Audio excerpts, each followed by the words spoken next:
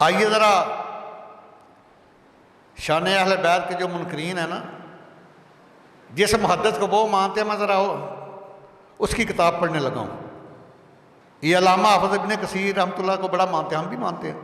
ان کی کتاب ہے البدایہ والنہایہ، 8ویں جلد ہے، صفحہ 205 ہے۔ وہاں میرے آقا علیہ الصلوۃ والسلام کا فرمان نشان نقل ہے کہ نبی علیہ الصلوۃ والسلام نے ارشاد فرمایا کہ جس نے میرے نواسوں سے محبت کی اس نے مجھ سے محبت کی، جس نے میرے نواسوں سے دشمنی کی اس نے مجھ سے دشمنی کی، جس نے میرے نواسوں سے صلح رکھی اس نے میرے ساتھ صلح رکھی۔ آگے سنو ذرا، یہ یزید کو ڈیفینڈ کرنے والوں ظالموں، تمہارے لیے لمحہ فکری ہے۔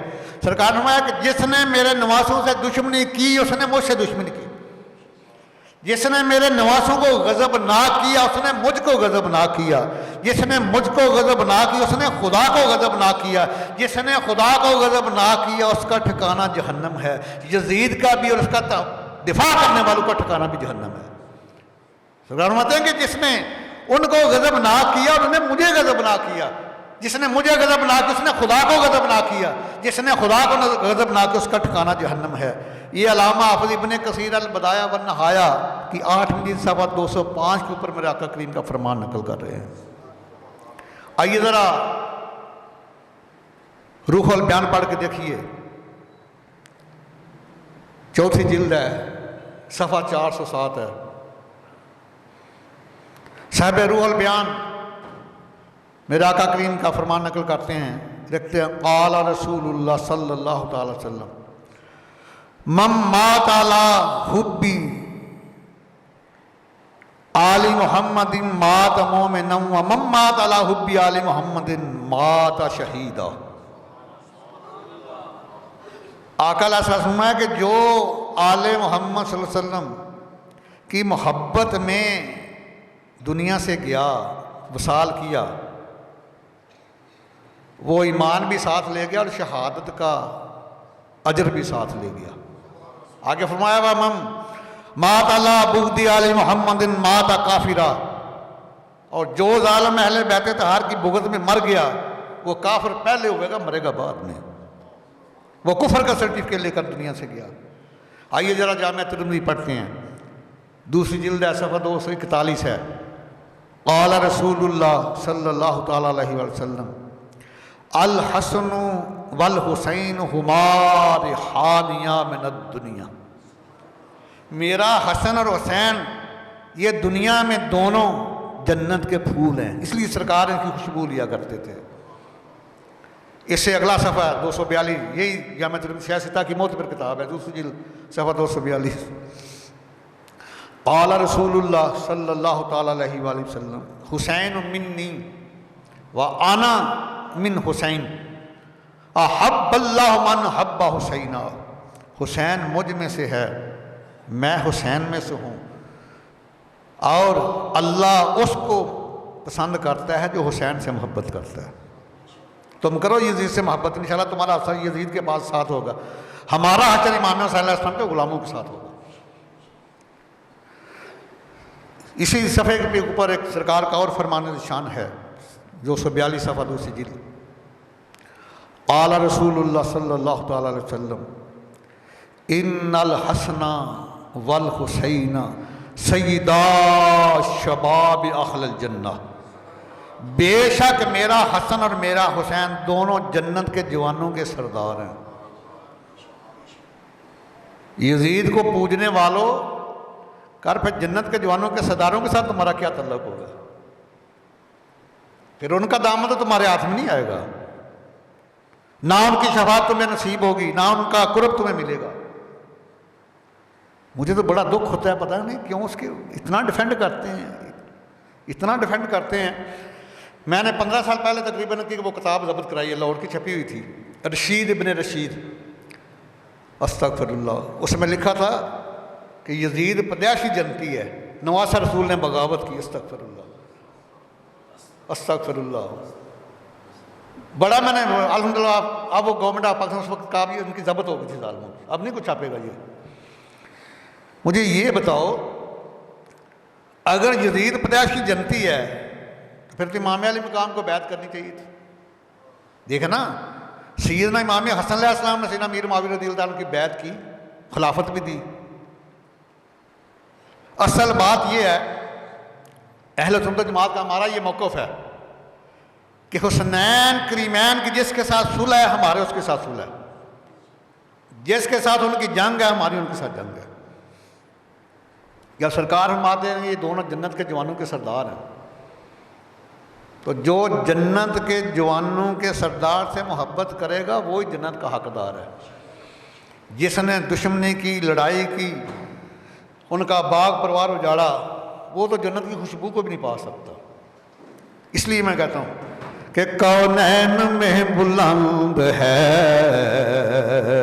رتبہ حسین کا. یہ 5 کتب میں نے پڑھی ہیں, 5 کتابوں سے حدیثیں پڑھی ہیں, جو ساری ایک طرف اور میرا شعر ایک طرف. کونین میں بلند ہے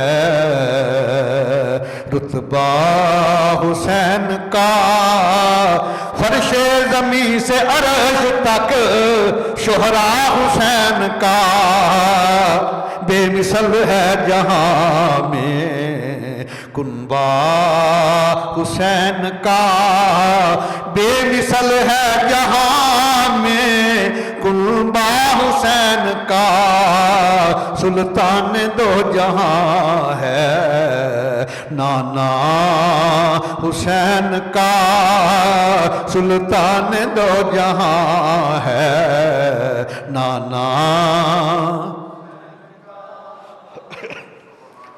آئیے ذرا جامعہ ترمذی شریف کی حدیث ہے اور مشکات صفحہ 570 کے اوپر بھی موجود ہے. راوی بھی بڑے جیے صحابی ہیں جو سرکار کے کندھے کے اوپر بیٹھ رہے ہیں.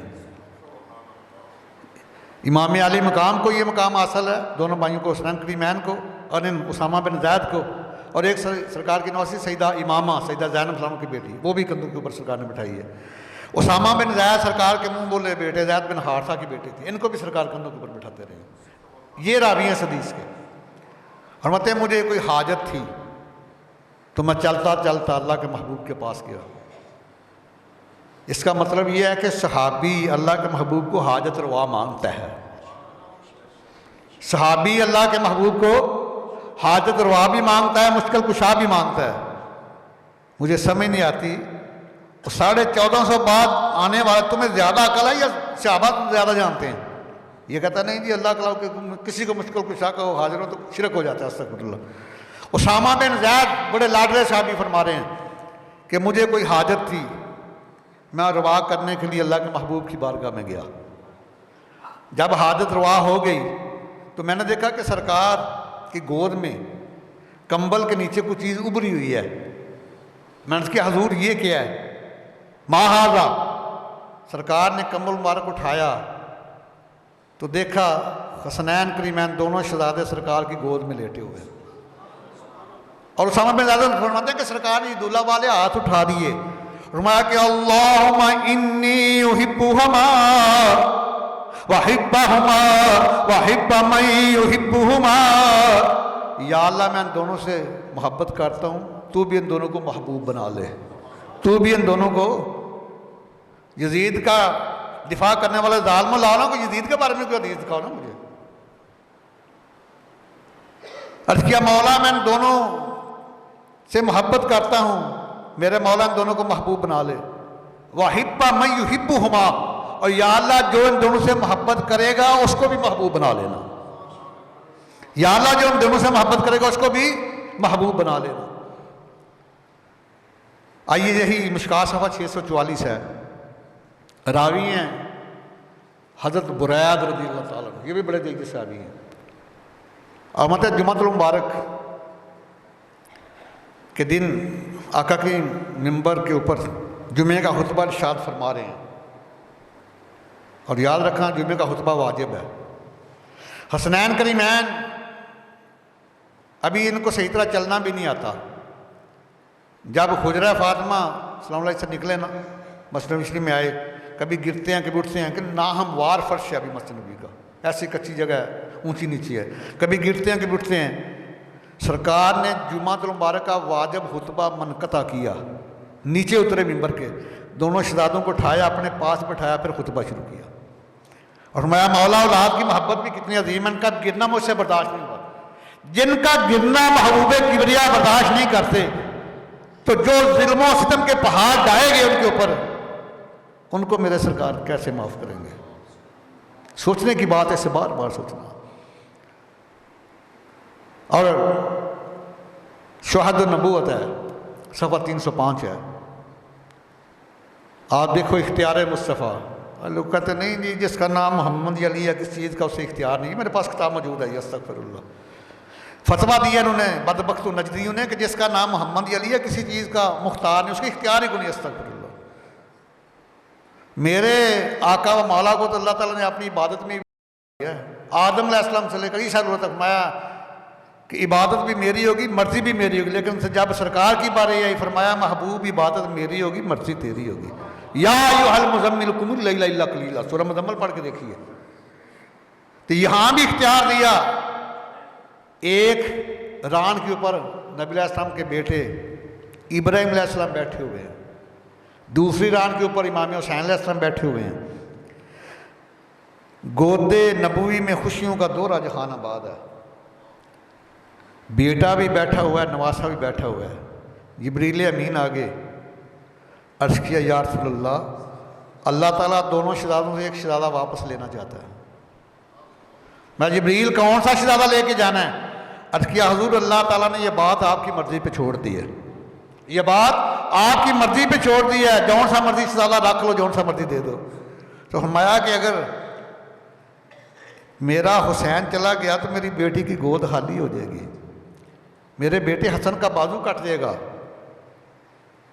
تو فرمایا کہ ابراہیم جائے گا تو اس کا غم مجھے ہی ہوگا۔ فرمایا کہ جبریل حسین میں نے نہیں دینا، ابراہیم لے جاؤ۔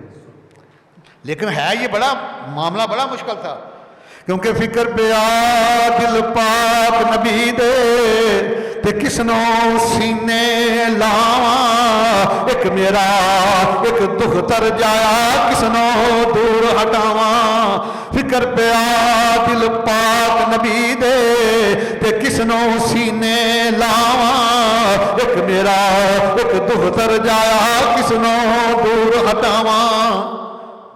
اور جب بھی امام حسین علیہ السلام آتے ہیں نا سرکار کی بارگاہ میں، اور 3 دن بعد ابراہیم علیہ السلام کا وصال ہو گیا تھا اس واقعہ کے، امام حسین علیہ السلام آتے تشریف لاتے تو سرکار پیشانی کو چومتے، فرماتے یہ وہ میرا بیٹا حسین ہے جس کے لیے میں نے اپنے بیٹے ابراہیم علیہ السلام کی قربانی دی ہے۔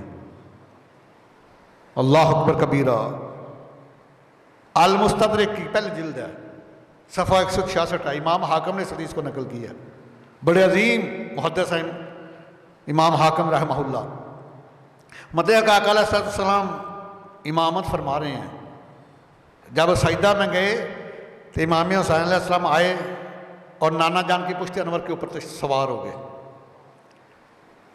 اب سرکار تسبیحات کو لمبا کیے جا رہے ہیں،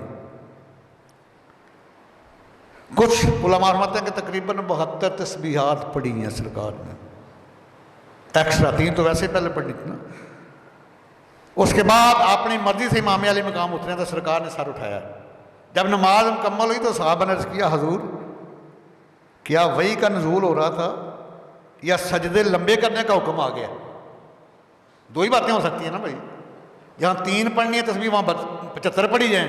عرض کیا حضور کیا وحی کا نزول ہو رہا تھا یا سجدے لمبے کرنے کا حکم آ گیا؟ سرکار نے فرمایا صحابہ نہ تو وحی کا نزول ہو رہا تھا نہ سجدہ لمبے کرنے کا حکم آیا، میری محبت نے گوارا نہیں کیا کہ میرا نواسا میری پشت سے گر جائے میں سر اٹھاؤں تو جب اترا تو پھر میں نے سر کو اٹھایا۔ نانا جان نے تو 72 تسبیحات زائد پڑھنے کے بعد سر مبارک اٹھا لیا، لیکن نواسا رسول نے کرب و بلا میں حق ادا کر دیا، 72 قربانیاں دی ہیں۔ نواسے کو سجدہ کرتے ہوئے آسمان والوں نے بھی دیکھا ہے، زمین والوں نے بھی دیکھا ہے، تیروں کی بارش میں سجدہ کیا ہے، تلواروں کی چھاؤں میں سجدہ کیا ہے، سجدہ کرتے سبھی نے دیکھا لیکن سر اٹھاتے کسی نے نہیں دیکھا۔ اور یہ میں تمہیں بتا دوں کہ امام علی مقام کوئی نماز نہیں پڑھ رہے تھے، یہ سجدہ शुक्राना शौक शहादत था। इससे पहले इमाम अली मकाम ज़ोहर की नमाज बाजमात अदा कर चुके थे। ये आपके लिए मैं इजाफा करता चला जाऊँ। इमाम अली मकाम शहीद होने से पहले, अली अकबर के शहीद होने से पहले आप अहले बैत तहार के साथ ज़ोहर की नमाज, जुमे का दिन था क्योंकि मुसाफिर थे, जुमा फर्ज नहीं था, ज़ोहर की नमाज बाजमात इमाम अली मकाम उसकी जमात करा चुके थे। ये जो लोग देखते हैं कि सजदे नमाज पढ़ते शहीद नहीं हुए, नमाज वो अपने मुकम्मल कर चुके थे। ये सजदा शुक्राना शौक शहादत था, ये शुक्राने का सजदा था, या अल्लाह मेरी शहादत कबूल हो रही है। ये सजदा शुक्राना शौक शहादत है। आसमान वालों ने सजदा करते देखा है, जमीन वालों ने देखा है, तीरों की बारिश में किया, तलवारों की छांव में किया, करते सभी ने देखा, लेकिन सर उठाते किसी ने नहीं देखा। क्योंकि इस नवासे पे मुस्तफा को नाज है, उसकी हिम्मत पे शेरे खुदा को नाज है, सजदे और में भी किए इसका नया अंदाज है, इसने वो सजदा किया जिस पे खुदा को नाज है। क्योंकि मुश्किल कुशा अली का दुलारा हुसैन है, मुश्किल कुशा अली का दुलारा हुसैन है, टूटे हुए दिलों का सहारा हुसैन है, टूटे हुए दिलों का सहारा। मुस्लिम का सर बुलंद है बातिल के सामने, क्योंकि हर दम हमारे साथ हमारा, क्योंकि हर दम हमारे साथ हमारा